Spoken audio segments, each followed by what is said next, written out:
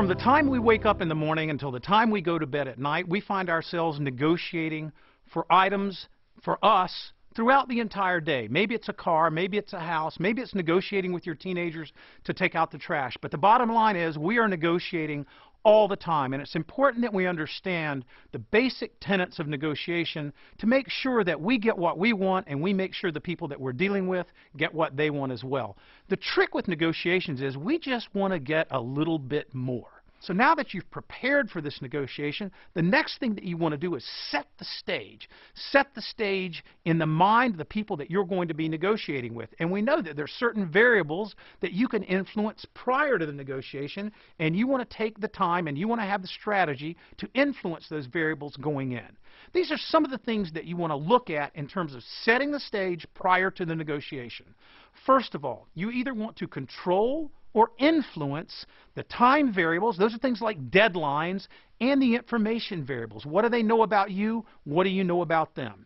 You also want to attempt to control or influence contextual factors. And contextual factors are things like, where's the negotiation going to take place?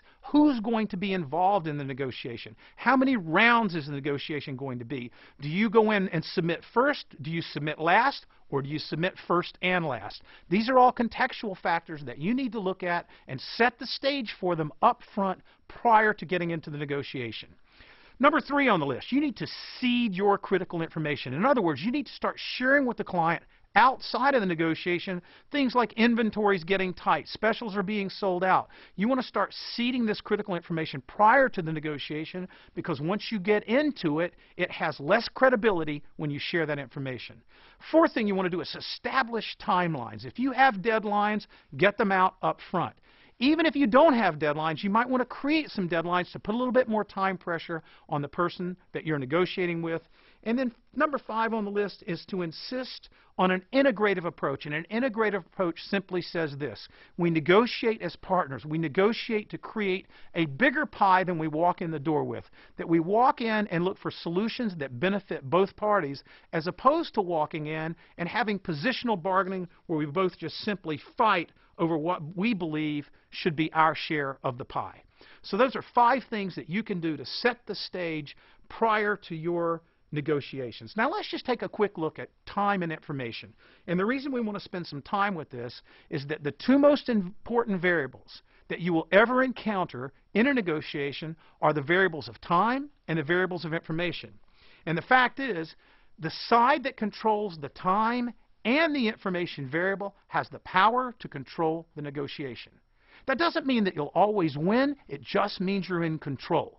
So having the ability to control the time variable, set deadlines, the information variable, you know more about what they need than they know about what you need. You're controlling the information that you're giving out, and you're gathering as much information as possible. The side that controls those 2 variables controls the negotiation. Let's take a look at time.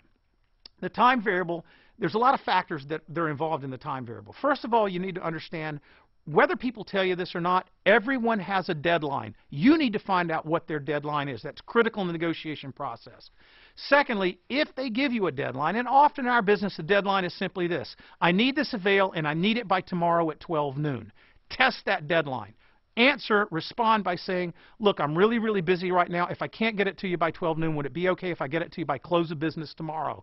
If they say yes, which they will say yes 90% of the time, you've already achieved a concession. You've already created some fluidity in the negotiation. You've already started to establishing yourself as having some power. Third thing that you want to understand about time is the more time they invest in a negotiation, the more skin they have in the game, and the more they want this negotiation to turn out in a positive way. So basically what you want to do is tie people's time up a little bit in your negotiations. Constantly evaluate whether time is in the favor of the person you're negotiating with, or whether time is favoring you, and what you can do to change that. Share your deadline only when it favors your position. That's pretty simple, but it's a really important step in the negotiations process. And also, you can create deadlines to create desire. Deadlines actually create demand. We're selling out of inventory, makes your inventory more valuable. The special only has 2 spots in it, makes that special more valuable. Create deadlines to create desire for the products that you're selling and the prices that you'll be negotiating. Let's take a look at the information variable. This is critically important. You gather information prior to the negotiation because any information you gather inside the negotiation is likely to be spun, right? So any information you can gather prior to the negotiation is critical. When you give information, you give it in small bits. People can't process huge amounts of information. So if you're going into a negotiation with a 30-page avail, just understand that very, very little of that avail is going to be retained. Test your assumptions. If you assume that you're overpriced, test it. If you assume that you're only going to get 10%, test it. But you could also assume that you're going to get 30%. So test your assumptions. Use the power of authority. People defer to authority. You need to be, today, an expert in something. Maybe you're an expert in the numbers. Maybe you're an expert in marketing. Maybe you're an expert in media usage. You need to be an expert in something. Use your power of authority. Let this person know that what you're an expert in and how it affects this particular negotiation. And remember this, the less information you have going into a negotiation, the higher your initial demand. So if an agency calls and says, this is a one-shot deal only, and here's what we need, the less information you have, the higher your initial demand going in. And last but not least with information, anything you submit to the client, put it in writing. We know from years and years of history and research that something in writing has far more power than something spoken orally. So put your information in writing when you're sending it over to the client.